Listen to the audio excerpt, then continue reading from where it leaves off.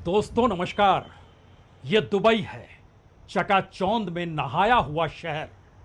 और इस शहर की आज की तारीख तो यही है कि यहाँ पर आईसीसी टूर्नामेंट में विजेता भारत है। लेकिन सवाल ये नहीं है कि भारत आज चैंपियन बना। भारत तो इससे पहले भी चैंपियन बन चुका है।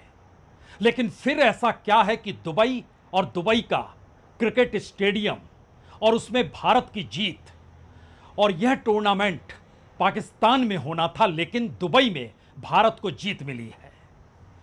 जिक्र तो इस बात का होना चाहिए कि 20 बरस पहले जब लंदन से आईसीसी का हेडक्वार्टर उठाकर दुबई लाया गया था तो किसी ने सोचा नहीं था कि दुबई क्रिकेट का कुंभ कहलाएगा, महाकुंभ हो जाएगा, या कहें मक्का मदीना के तौर पर भी क्रिकेट की पहचान दुबई के साथ इस तर्ज पर जुड़ जाएगी जहां पे सिर्फ चकाचौंध है, रोशन क्रिकेट है और इन सब के बीच भारतीय क्रिकेट टीम और उसके कप्तान रोहित शर्मा, और शायद रोहित शर्मा के साथ खड़ी हुई 11 खिलाड़ियों की पूरी ब्रिगेड। कमाल का मैच था ये।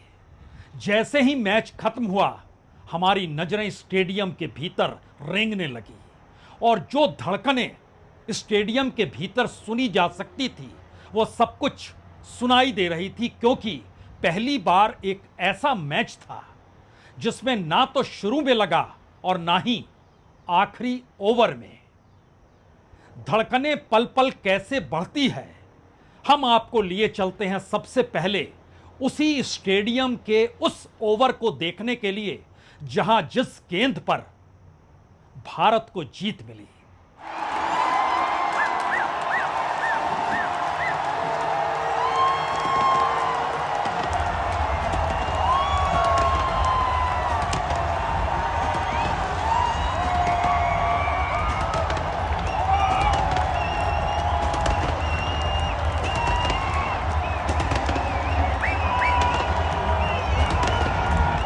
दुबई में तो सब कुछ है। सब कुछ का मतलब वाकई सब कुछ। और यह सब कुछ किस तेजी से बढ़ा है यह सिर्फ इस रास्ते पर चल के समझा जा सकता है कि अगर आपको क्रिकेट महसूस करना है तो उससे पहले इस शहर के बारे में जान लीजिए। यह शहर दरअसल 38 लाख आबादी के साथ खड़ा है और इस 38 लाख आबादी के बीच 90% लोग बाहर से आए हुए हैं। जो बाहर से आए हुए हैं वो पर्यटन के साथ हैं, विलासिता के साथ हैं। वो क्षेत्रीय और अंतर्राष्ट्रीय व्यापार की खोज में निकले और दुबई एक ऐसा स्थान बन गया जहां पे लोगों के पांव ठहर गए। इस शहर में घूमते वक्त शायद आपको इस बात का एहसास हर मोड़ पर हो जाएगा कि यहां पर व्यापार है, पर्यटन है, यहां पे रियल एस्टेट का एक बड़ा बिजनेस है, यहां पर वित्तीय सेवाओं के दफ्तर हैं, यहां पर विमान और यहां पर अंतर्राष्ट्रीय हवाई अड्डा, और इन सब के बीच कम टैक्स वाला ये शहर भी है। यह शहर दरअसल मूल्यवान अचल संपत्ति के साथ भी खड़ा है। लेकिन यह एक भूमिका है सिर्फ ये बताने के लिए कि जिस चकाचौंध की दुनिया में क्रिकेट के साथ हम आपको लिए चल रहे हैं उससे पहले यह भी जान लीजिए जो टीम जीती यानी भारत की टीम जीती उसके हिस्से में आए 19 करोड़ 52 लाख रुपए यानी 2.24 मिलियन डॉलर। जो टीम हार गई उसके हिस्से में आए 1.12 मिलियन डॉलर यानी 9 करोड़ 76 लाख। लेकिन क्रिकेट तो वाकई पैसे का खेल है। क्रिकेट तो वाकई पैसा और पैसे के आश्रय उस चकाचौंध को समेटकर लोगों के भीतर किस तरीके से धड़कनों को बढ़ाता है। एक क्षण के लिए शुरुआत इसकी आज उसी स्टेडियम के बीच जब भारत को जीत मिल गई और वहां पर जो हमने देखा नजारा, उस नजारे के साथ आप भी जुड़ जाइए। यह है भारत की जीत का नजारा। हर ओवर, हर बॉल धड़कने बढ़ाने वाले। लेकिन जीत का मतलब होता क्या है वह भी चैंपियंस ट्रॉफी में।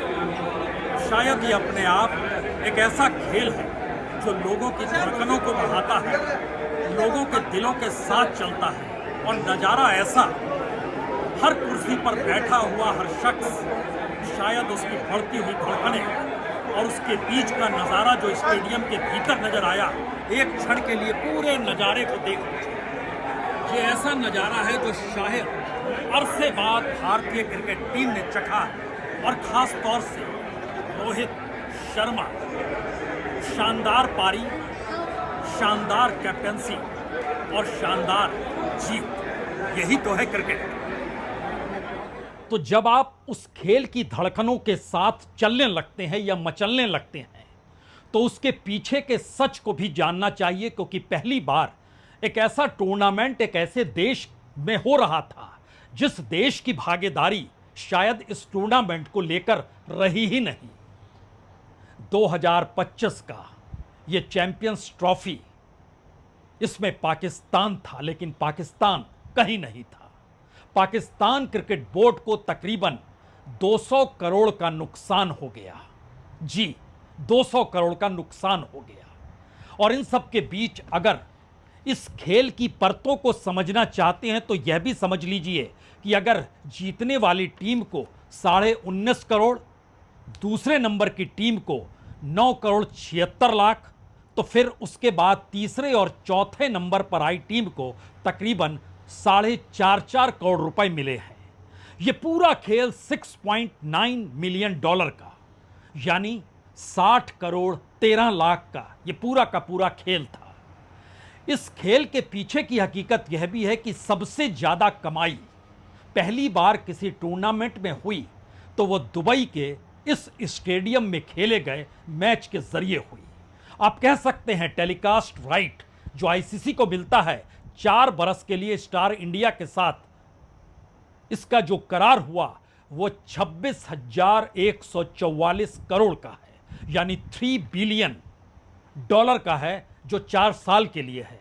उसको अलग अलग बरस में बांटने से पहले एक और हिस्से में चलिए, क्योंकि जिक्र हमने इस टूर्नामेंट को पाकिस्तान से जोड़कर किया और हर जगह आईसीसी चैंपियंस ट्रॉफी पाकिस्तान ही लिखा था, लेकिन इस टूर्नामेंट के शुरू होते ही छठे दिन पाकिस्तान बाहर हो गई थी और मैच भारत पाकिस्तान में नहीं खेल सकता, इसका जिक्र शुरू में ही कर दिया गया था। सुरक्षा की वजहों से भारत दुबई में खेल रहा था और हर वो टीम जो पाकिस्तान में खेल रही थी और भारत से जिसका सामना होना था उसे दुबई आना था। और दुबई में आईसीसी हेडक्वार्टर की मौजूदगी ठीक वैसे ही है जैसे दुनिया के 2,500 कंपनियों की हेडक्वार्टर दुबई में है। तो क्या इस दौर में कोई ऐसा शहर जो अपने पैरों पर जब खड़ा होता है तो फिर दुनिया के भीतर कोई भी घटना, कोई भी टूर्नामेंट और किसी भी तर्ज पर कोई भी खेल हो, वह जगह उसे पसंद आती है क्योंकि वह उन सुविधाओं से लैस होता है, या फिर इससे हटकर दुनिया भर के लोगों की मौजूदगी दुबई में, इसीलिए दुबई का यह टूर्नामेंट सफल हो गया। हमें लगता है यहां एक बार फिर दुबई के क्रिकेट ग्राउंड को पूरा नजारा जरा आप देखिए गोल घूम के, फिर आप समझ पाएंगे कि आखिर यह टूर्नामेंट बाकी इससे पहले खेले गए हर टूर्नामेंट से अलग कैसे रहा।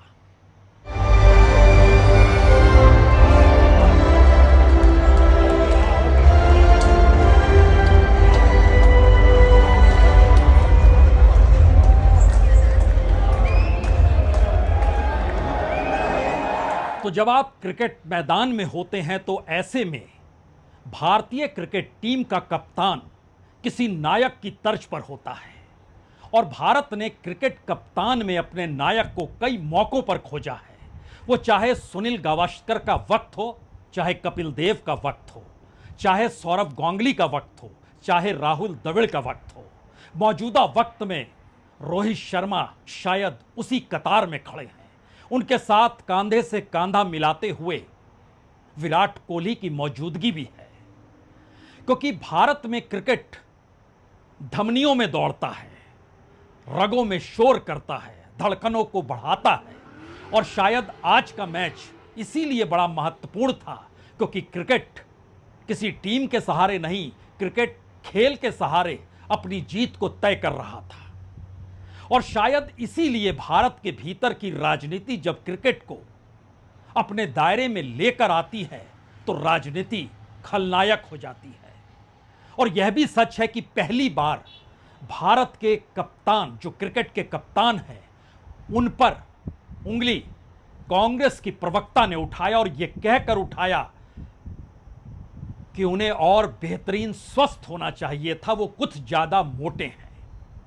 शायद वो प्रवक्ता ये नहीं जानती थी कि डेविड बोन कितने मोटे थे और किस तरीके से वो खेल खेला करते थे। लेकिन खिलाड़ी का काम शरीर की संरचना से नहीं बल्कि उसके खेल से नापा जाता है, आंका जाता है। इसीलिए भारत के भीतर में क्रिकेट के साथ चलने वाले लोगों का जो भी समूह होता है, उस समूह के बीच में किसी को आने की कोशिश करनी नहीं चाहिए, क्योंकि खेल ही एकमात्र ऐसी चीज है जिसके आश्रय भारत सही मायने में सांस लेता है। ओलंपिक के मैदान में जो हुआ, जिस तरीके से जिसने गोल्ड मेडल जीता, जो गोल्ड मेडल नहीं जीत पाया, उन दोनों के नाम लेने की जरूरत नहीं है, लेकिन इसके बावजूद भी उन नामों के आश्रय चलने की कोशिश कीजिए कि क्रिकेट ही नहीं बल्कि हर खेल क्या मायने रखता है। और चूंकि हम दुबई में इस वक्त हैं और दुबई की चकाचौंध के साथ आपके बीच खड़े हैं, आपको बार बार इस स्टेडियम के दर्शन भी करा रहे हैं, तो क्या यह कल्पना कर सकते हैं कि भारत में कोई ऐसा नायक है जो सामने खड़ा हो जाए और उसके बाद पूरा हुजूम शोर मचाते हुए उस क्रिकेट खिलाड़ी की तस्वीर लेने में लग जाए? एक खिलाड़ी जो इस स्टेडियम के भीतर जिस भी स्टैंड के पास गया, उस स्टैंड से शोर मचने लगा और उस खिलाड़ी का नाम चीकू जी, चीकू ही रखा गया और चीकू ही है और चीकू ही लिया गया। यह विराट कोहली है। जिस स्टैंड के पास विराट कोहली की मौजूदगी, वहां पर शोर जैसा जहां हम बैठे थे उसके ठीक सामने भी फील्डिंग करते वक्त विराट कोहली वहां पर पहुंचे।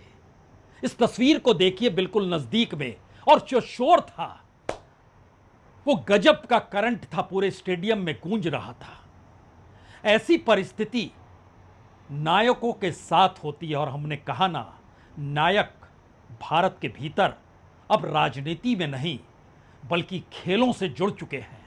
यह अलग मसला है कि राजनीति उन नायकों के सहारे खुद को नायक बनाने की दिशा में बनने और बढ़ने की कोशिश जरूर करती है, और शायद यही वो खेल है जिसके आश्रय शहर की पहचान भी होती है।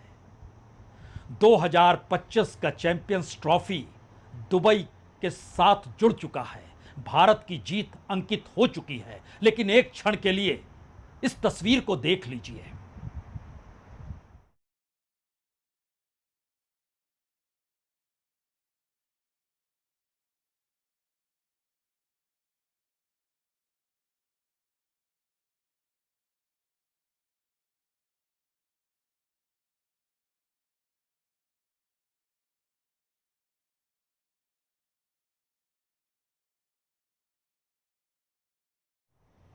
ये शोर शराबा, ये स्टेडियम के भीतर का हंगामा, ये दुबई शहर, आखिर ऐसा क्या है कि बीते 10 वर्षों में यह दुबई शहर चकाचौंध में ना सिर्फ समा गया बल्कि दुनिया भर के लोगों का पनाह देने की स्थिति में आकर खड़ा हो गया। यह एक ऐसा शहर है जहां पर टैक्स की मार नहीं है।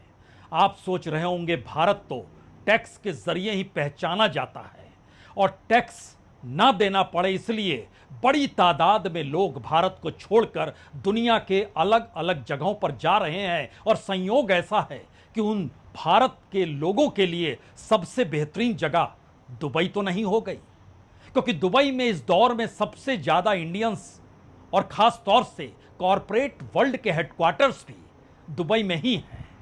तो टैक्स की मार यहां नहीं है, ये टैक्स फ्री कंट्री है। और आपको जानकर हैरत होगी कि जो राजस्व दुबई को मिलता है उसमें तेल का राजस्व सिर्फ 1% है, 1%।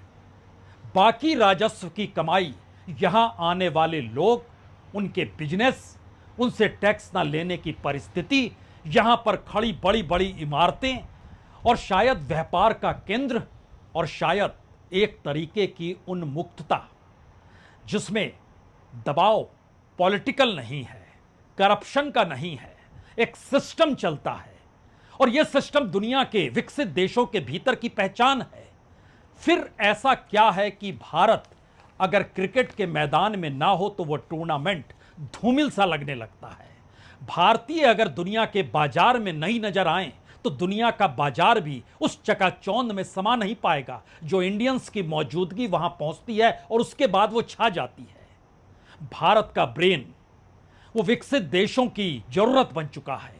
यहां तक कि अमेरिका भी जानता है और ट्रंप भी जानते हैं कि भारत के भीतर के ब्रेन का इस्तेमाल किस रूप में कैसे करना है, इसीलिए सब पर रोक लगी। लेकिन भारत के ब्रेन पर रोक लगा पाने की स्थिति में ट्रंप भी नहीं आ पाए। शायद यह सीख दुबई से निकलकर दिल्ली तक पहुंच जाए और यह मुनादी तो होनी ही चाहिए कि बिना भारतीयों के जब दुनिया का कोई भी देश इस रूप में चमक नहीं सकता है तो फिर भारत क्यों नहीं चमक सकता है। और भारत की मौजूदगी दुनिया में हर जगह अपने पद चिन्हों को अगर छोड़ देती है तो फिर वो कौन सा सिस्टम है जिसे भारत के भीतर बदलने की जरूरत है। भारत में भी स्टेडियम है, सबसे बड़ा स्टेडियम गुजरात में बना है। उस गुजरात शहर में बने स्टेडियम में पिछली बार ऑस्ट्रेलिया ने भारत को मात दी थी। इस बार भारत ने न्यूजीलैंड को मात दी है और चैंपियंस ट्रॉफी के अपने इतिहास में यह शायद पहला फाइनल है जिसमें वहां की टीम शामिल नहीं है, लेकिन वहां की जमीन, वहां के लोग, वहां का पैसा, वहां का स्टेडियम सब कुछ है, क्योंकि यह भी एक बिजनेस है। बहुत बहुत शुक्रिया, बहुत बहुत शुक्रिया।